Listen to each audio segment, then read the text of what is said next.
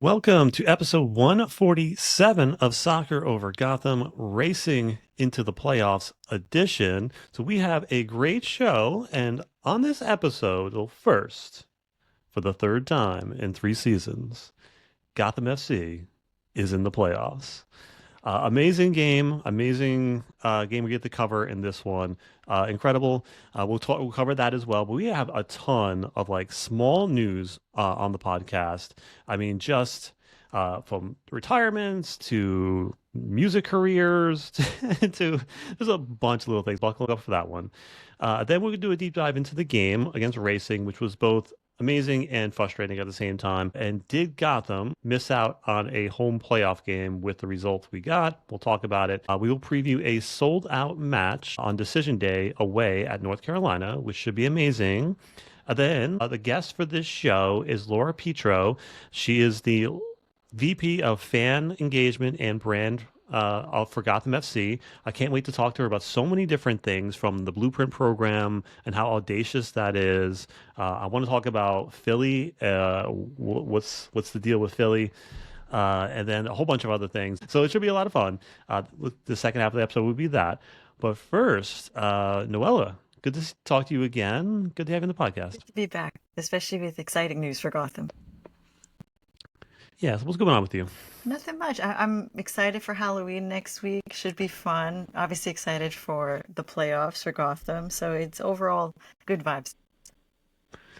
Yeah, I got 3 costumes this year. Oh, that's exciting. What are your costumes? So originally I had 2. I usually do for work. I do a like classic movie character. I did like Clark Kent, and then I did I forget what else I did. I did Harry Potter like a couple years ago when it was that whole thing. And then this year I decided to do Marty McFly, but like it was just like too many layers, and I don't have a jean jacket, and like by the time I got all the layers for it, I was like, this is going to be like $200. I'm like, not happening.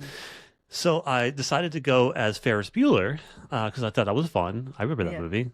Did you ever watch that movie? Yeah, of course. It's a classic. Okay, cool. Yes. So my boss was like, no one's going to know who you are. I was like, get out of here. So I got a Luigi costume for work. And then I'm going to wear the Ferris Bueller to the Bethlehem Halloween parade, which my girlfriend's roller derby team is skating in, which is Nice. cool. Good luck. And then for a Halloween party, I have American Psycho. So I got the raincoat. I'm going to wear the suit underneath. So These are solid costumes. I know. Yeah, I'm excited. So what are you wearing? Actually, right behind me, I got like my Snow White outfit, and I've got I see it. and I've got a wig because I'm gonna try and beat Christina Aguilera. I've never installed a wig. I've never done it before. I got like thousands of like videos on TikTok that I've saved and watched, prepping myself. Like clips and all kinds of things. I don't know how it's gonna go, but that's it'll be fun. I can totally see that. So that's going to be awesome. So definitely share pictures of that. So we'll see what Ruby's up to, and we'll post all the pictures on social media. But let's jump over to this crazy news that we have, a bunch of it. So first, I just want to say this is going to be I didn't realize this. Time means nothing anymore. But this is my 7th year as a Gotham season ticket holder. Ooh, very exciting. How did that happen? 7 years? That just sounds like too long. COVID years, it went by quickly. Yeah. Wild. But first, our Stella, who we loaned out to Fort Lauderdale, has earned the African Young Player of the Year award.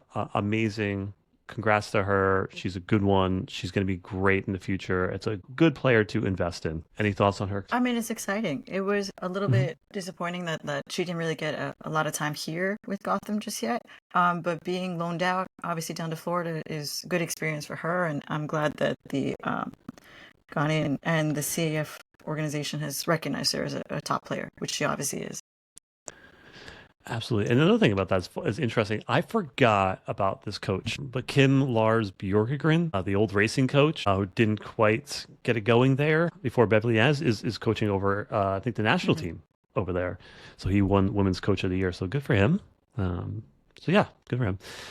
Then we got Noella, Taylor Smith. former Gotham FC player, interesting human being, always into these weird things. And apparently, she stopped playing soccer. I think, but she is now putting out music as Pretty T, and I was listening to it. It's not bad.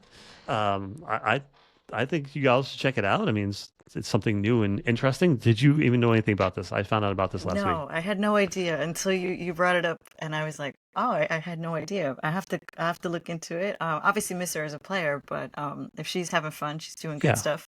It's exciting to hear for her. yeah. All right. So number of the day, 22,938. That is the amount of people in attendance for the Dallas Trinity against Liga MX Femeniles Club America in front of that many fans in Texas. The largest crowd in Texas women's sports history, which is amazing. Seems like every week there's another record that women's sports is breaking in the country. And yeah, just amazing. Good to hear always. Yeah. Sad news though. We never had her on this on the show, which stinks. Monty Dorsey, maybe we should reach out to her, but Monty Dorsey announced her retirement. She was rookie of the year for Sky Blue. And then she got converted to left back. And a lot of times when you convert to left back or from a forward to the outside back, you're still an attacking player.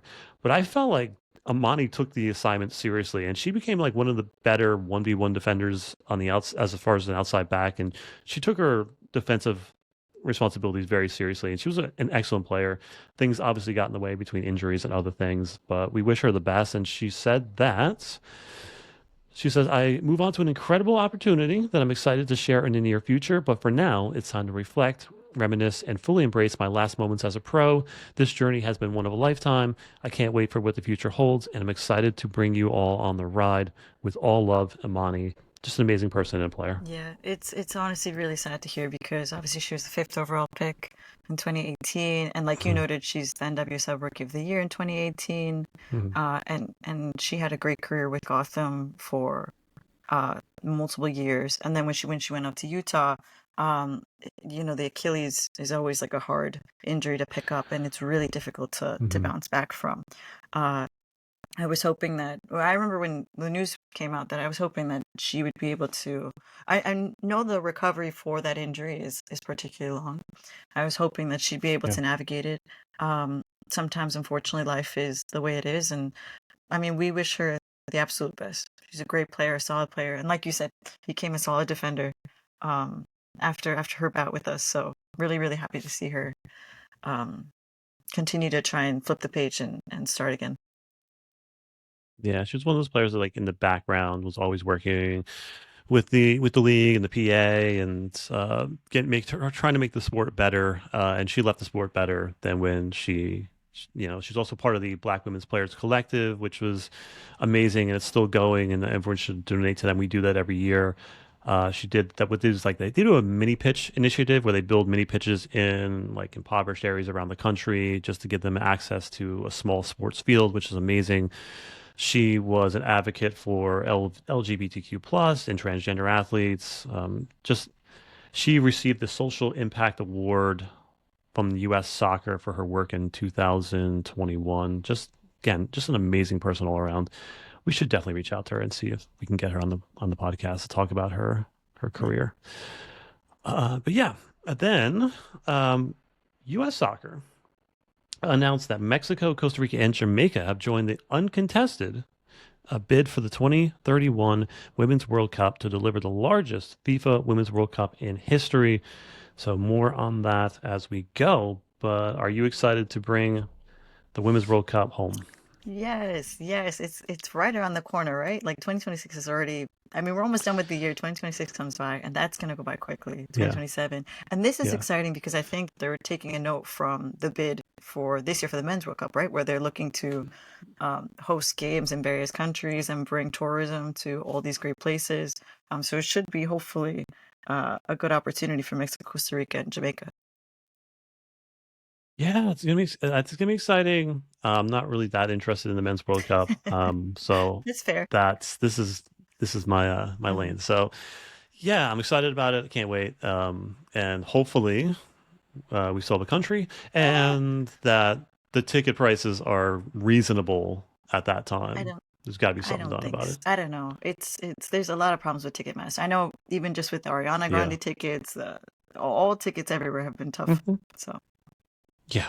Ridiculous. And I think the CEO was just said recently that like ticket prices are too low. I'm like, what? I get did out of not. here. Mm-mm. Yeah. So it is what it is. U17 World Cup is going on right now, and our own Mac Witham is out there doing her thing. And the team clinched a berth in the round of 16. They defeated Ecuador and China.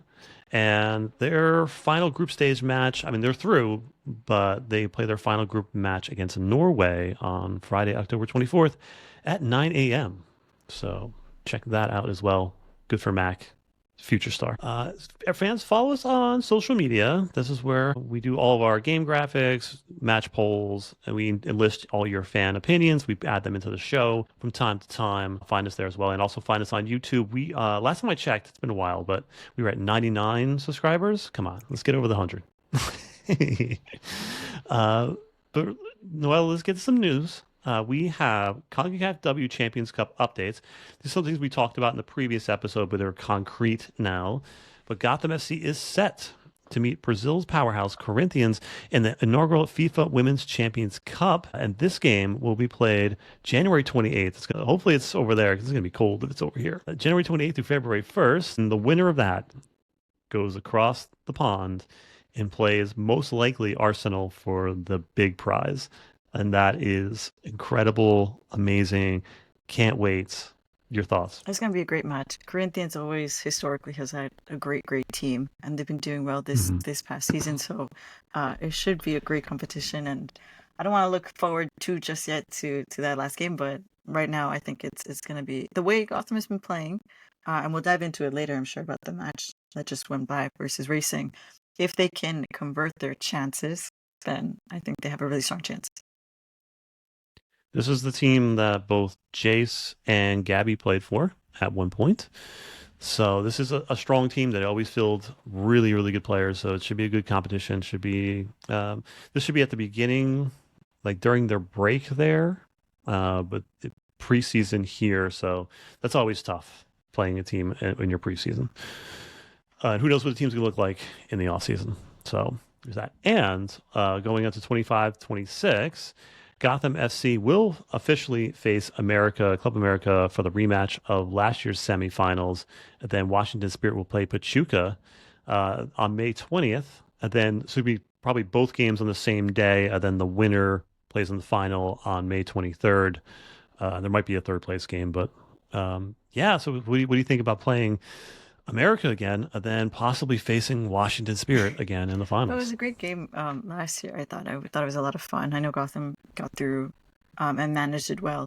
But I'm always like concerned when there's like a quick turnaround between games. I feel like sometimes that's always a consideration for teams. But I mean, knowing Juan Carlos Amaros, I'm sure he's going to rotate them really well to figure out potentially like one and a half lineups that he can sort of like rotate through to make sure players are fresh. So they should do well.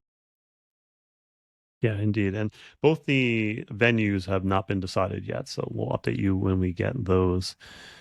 Noella, this game was wild. So for the team, Gotham played in front of 11,219 fans. This was their sixth largest home crowd overall and fourth largest regular season home crowd in club history, which is pretty crazy because this is Racing Louisville, who doesn't usually bring a large crowd with them. So this means there was a lot of Gotham fans in attendance, and it's good to see. And I can't wait to talk to Laura about that later. But it's always like once you get into like the 9,000 or higher range at Sports Illustrated Stadium, it's so loud and ruckus and energetic and just, yeah, gives you Well, goosebumps just I was gonna say like thinking that about it. first half, like like you felt the Mm, energy, and I feel like that drove Gotham, mhm. especially to have so many chances in those opening like 25 minutes. Yeah. So I know we talk about this in the past couple episodes, like what do the playoffs look like? This game is not what the playoffs look like because teams don't usually like come out with like reckless abandon. Like Racing came onto the field as if they were already down 2-0 and there's 15 minutes left on the in the game. They came out flying. They were throwing bodies around. They were super aggressive, taking fouls. They ended up with 11-9 on the fouls, which I still think is kind of off. I think they should have earned a little bit more than that. But they were willing to just go at Gotham, counterpunch. They played with desperation, and this forced Gotham to hold the ball a lot, but often like really rush. This is very was similar-ish to the 2023 Gotham FC when they were just pressing everybody all over the pitch. But it was just different. And this is again, it's not what you see in the playoffs. Teams sit in the playoffs are a little more cautious, but Racing kind of went out. Just your thoughts on like just the aggression the Racing came out with. I think it was probably a strategic and tactical decision on their part. You're playing away, and Mhm. obviously in the warm-ups, right, you get an idea of like how many people are in the stands, what that environment is going to be like. So I think from their perspective, coming out and starting strong and high pressing can potentially throw off a home team, because normally a home team will expect a team to sit back, be more conservative, way. And I think they were trying to flip the tables a little early. And to their point, I mean, they get that first goal sort of because of that mayhem. Like we'll dive in later, but Mhm. they're able to play out that long ball down the right flank, and in the chaos of like so many bodies coming into the box, um, they're able to get a pretty uh, decent shot on goal that unfortunately takes a unfortunate deflection. But I think it was a great idea and strategy on their part to come in and try and shake things up and really shock Gotham. Yeah. Racing showed, I think, playoff caliber fight in them. Gotham had momentum. They gained the lead early. And pretty much everything Racing does in this game is against the run of play. Gotham controlled much of this match, but Racing fought hard, and they if they make the playoffs, it's going to be due to that kind of relentless energy and relentless attack. Uh, let's jump over to that goal. We're calling those howitzers now. Is that what we're calling it? Jaelyn does it again. Former Racing captain opens the score early on. Just a brilliant strike. Just ball gets stuck to her foot. Well put into the bottom corner of the bottom left corner of the net from her right foot. Just excellent. And she's just like what was it? The airplane? Like everyone needs to do that. Like back in like the early 2000s, everyone does like the Hmm. airplane after scoring a goal. So she was having a lot of fun. But 4 goals from her. And she's never scored a goal before this season. And now she's got 4 of them all from outside the box. It's got to be some kind of record. Got to be, right, From Ramon? like that flip from the switch of no goals to more goals. She's Yeah. been doing really, really good. It's been also really reassuring to see her in this play particularly start the play. So like she starts out a little bit deeper in like the middle of the third, top of the middle of the third, and she plays that ball into the center. They draw a lot of players in. The ball, I think, takes like a slight deflection off of Hmm. Shaw, and it kind of ends up at her feet. But she reads it well. She places it really well. And a lot of different plays, like later on in those first 25 minutes, also start with her. There's a play I remember that Brunier goes down the flank. She gets across in, doesn't materialize. They recycle it. Jaelyn, of course, is there recycling it, restarting the play, gets to purse, and she is able to get off a really good shot with the play from Shaw. So it's just been the Jaelyn Howell show. I feel like with this team, is she's found her role. She's cemented herself as a really good key facilitator and creator for the game. And obviously, like you said, it's great that she's also getting her opportunities to shoot, to score, because she has that also at her disposal. So it's been really, really exciting to see her. Um, Yeah, she's now tied for second of the team in goals, which is again wild. Her and Lavelle stuck at 4. The goals against Gotham were frustrating because they were against the run of play. Racing gets one chance forward, gets a ball across the box. The trailing runner gets a deflection off Jaelyn, and it beats Hogan, who we'll get to, but had a really impressive game. But I really want to talk about the second one because this is like the second week in a row where a ball ends up at Carter's feet and it flips up and just ends up in a wrong place. It's not like it's not a mistake. It's like the soccer god just spiting you a little bit. I don't know what for.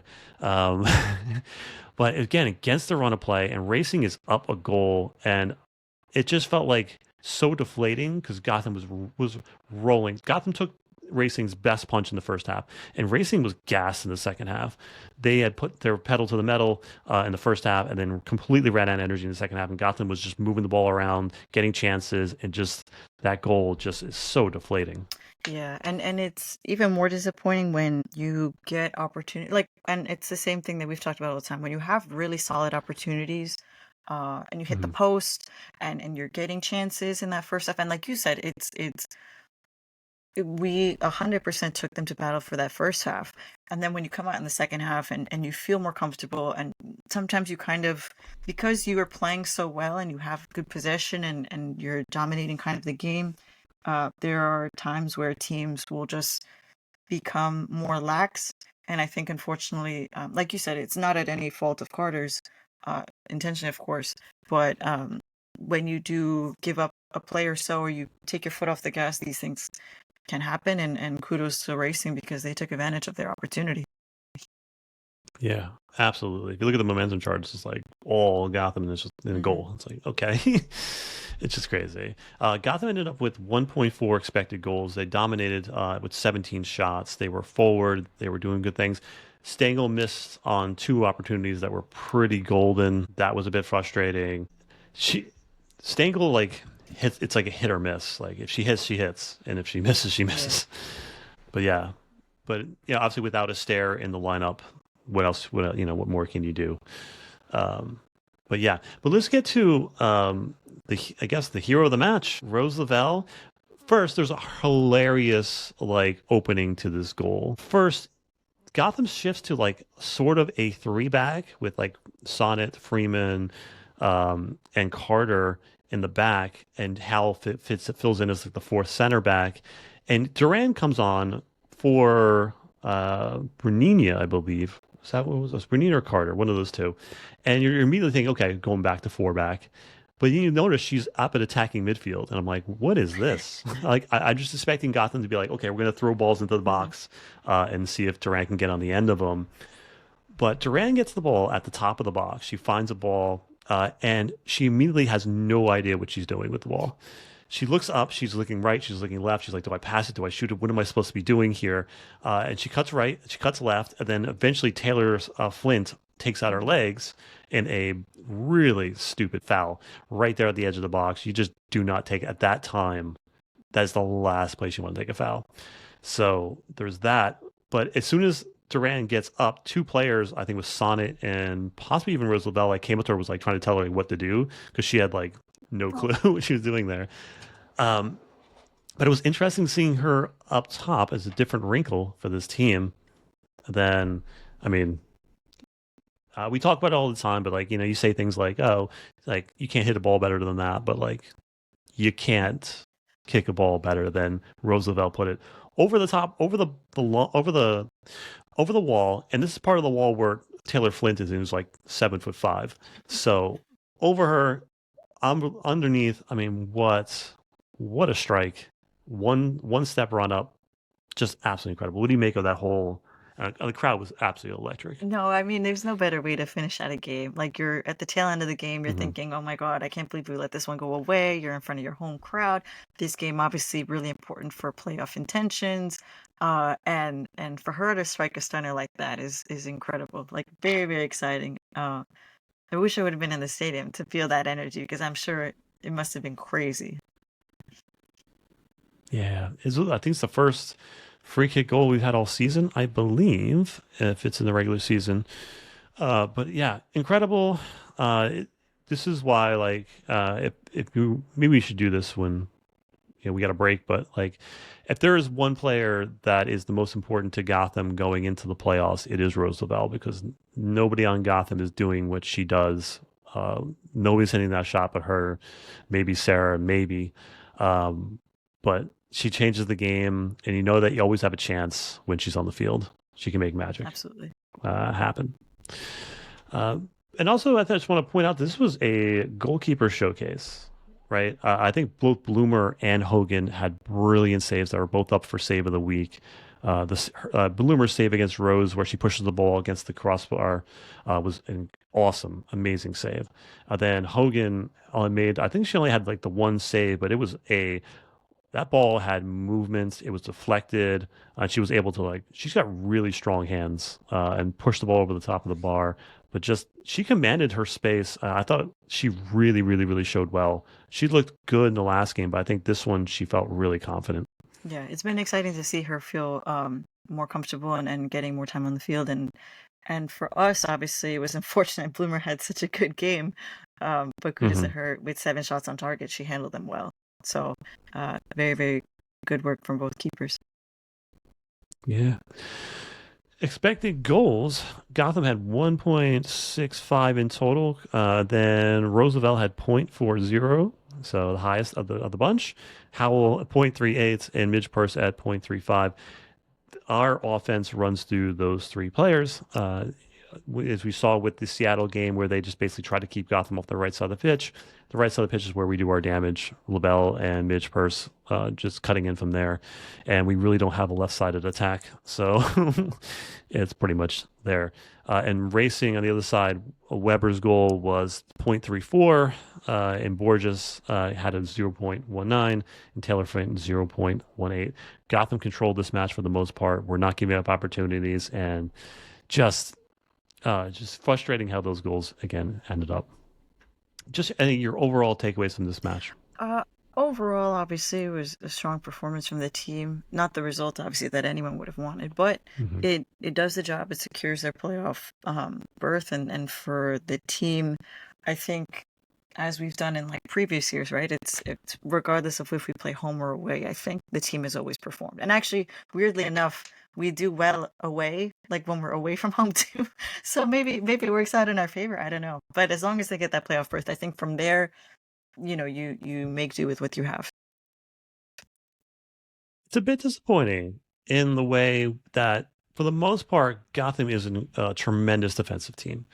We're one of the better teams in the league, but we're still making those little mistakes, bad passes, and getting unlucky in the back, and that's concerning if we get to the Washingtons and the KCs of the league in the playoffs. That definitely is going to be concerning. The margins are just too tight to make silly mistakes, but hopefully they can tighten that up. I mean, but no, well, this team just we've learned this over time. This team can do nothing without drama. They are just drama queens, and they can't make it easy on any of us fans. It would make So the show boring, Gary. Like we need something to like yeah, break down. true, true. Silly. Post game quotes from Amoros. He says, making the playoffs is a must. I want to give a lot of credit to the players and staff for their effort all year. They've had to fight against so many challenges, especially the midweek games and missing key players. Today, they showed resilience. The team deserved to win. It's been a tough year with injuries, but the team showed incredible effort, and I'm super proud of them. That's what you want to hear from a coach, right? Yes, 100%. Yeah. And I think we should have won that game probably could be said about a lot of games this season, even though they're doing super well. I don't know. That part is the frustrating part. Uh, any stats of the game? For me, it's the goals on target. The goals, shots sometimes in general, like don't really mean too much, especially when they're deflections, like go over the top of the net so Mhm. drastically, like in a few cases. But shots on target for me are always the shots on target, and that expected goals number stat is always tight, high. 1.4. Yeah. Yeah, I'm thinking 2, 3 at least. Yeah. And racing was not sitting in, so that helps. This is the first time I think this season that Gotham has given up 2 goals and didn't lose. That's a good sign. And then prior to this run, Gotham has only qualified for the postseason twice, and now they've done it 3 times in a row. Pretty amazing. Amros has been on point since coming to this team. Hero of the match, pretty obvious. It was Lavelle at 80%, 15% for Howell, and everyone else was an also ran. Any No, disagreements? of course not. No. Yeah, yeah, of course not. Let's get to the standings. We have the Kansas City Current running away with it. Washington is locked in as the number 2 seed. And now we have a race for the 3rd and 4th spots on the table.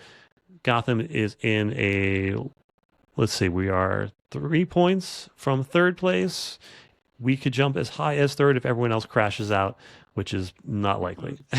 Most likely, we're looking at that number 4 spot with Seattle, San Diego, and Portland within 2 points ahead of us. So we can jump them with a good result against North Carolina, which means they are out of the playoffs, which I hope that's the case. Gotham FC can climb into its top 4 spot with a win next week, okay, combined with a loss draw for San Diego and Portland.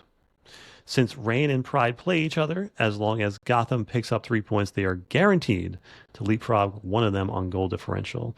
Goal differential matters. Your thoughts on I think we can do it? Uh, you hate it when you have to depend on yeah, you hate it when you have to depend on other people's like Yeah. results. And for Gotham it was obviously supposed to be closing out the home match with a win. At this point they got the tie, they did the job. Like Juan Carlos Amaro said, like you have a burst to the playoffs. From there, I think they have to just continue to focus on their own results. And like we're going to talk about really soon, their next match isn't a walk in the park either. So they have to just focus on what they can do. Yeah. We got Decision Day coming up, which I feel like this is one of the least exciting decision days we've had because there's not really like too much to go for here. I mean, like we only got North Carolina going for the one playoff spot, and the rest is just seeding. Mm. So we have Kansas City up first against San Diego. I guess we're hoping for either a draw or KC win there. North Carolina Gotham. Gotham is winning that one. Utah and Washington Spirit. This doesn't help us or hurt us at all. Orlando and Seattle. I guess we hope for a draw in that one. Or I guess Orlando wins. Who cares, Yeah. right? So Orlando win or draw. Racing and Bay FC. I want. Let's go Bay FC. Let's put the pressure on Racing. Right now they're holding on to that last playoff spot. If North Carolina wins, they jump them. They can. So we'll see. Chicago Stars, Angel City. Who cares? Both of them out of the playoffs. Portland Thorns and Houston Dash. I guess let's go Houston. Let's go Yasmin Ryan. Let's go Delaney Sheehan. Yeah. So there's that. Now, the U.S. Women's National Team is playing tonight at 7 p.m. against Portugal at Subaru Park in Chester, Pennsylvania. And then October 26th, Portugal at Whitney Stadium, East Hartford, Connecticut. That's going to be cold. And then October 29th, New Zealand at CPKC Stadium in Kansas City, Missouri at 5 p.m. Then Gotham players on national team duty, Esther Gonzalez, this is concerning, but maybe a good thing. Esther is out for Spain, so she's not playing with them, so she can rest up. Hopefully she is good to go. And then we have Ann Katzenberger playing for Germany, so she's not out, which is a good thing for us. Let her do her thing. Hopefully everyone comes back with no injuries.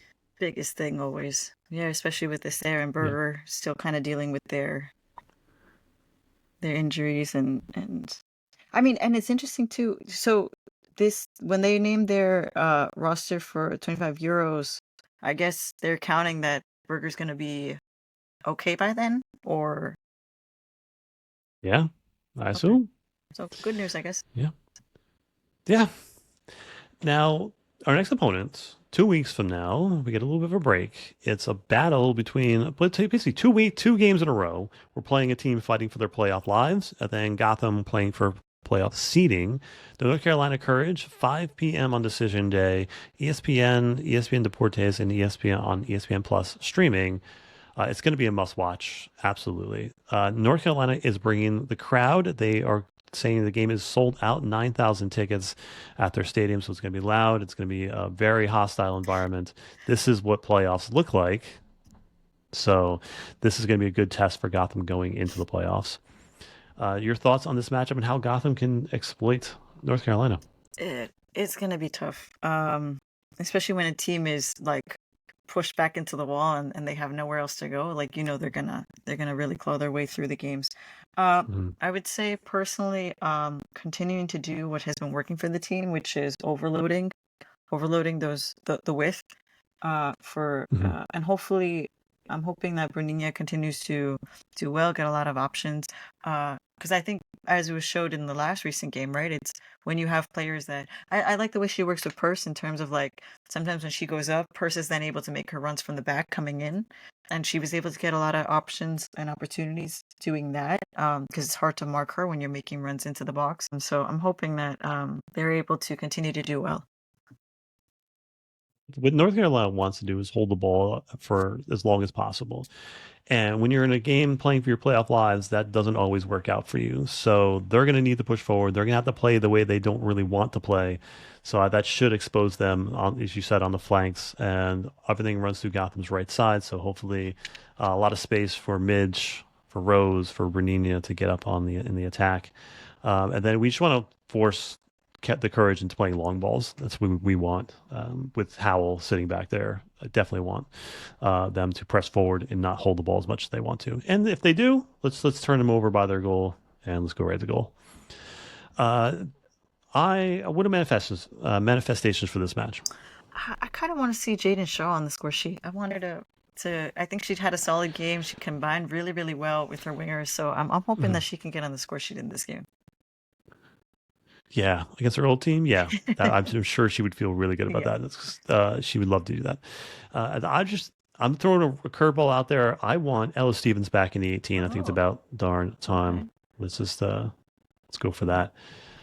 Any random thoughts before we head out? No, excited for Halloween. Yeah, same. Yeah, so that's it. So we will see you on the other side with Laura Petro. Check it out on YouTube. We will talk to you soon. Let's go.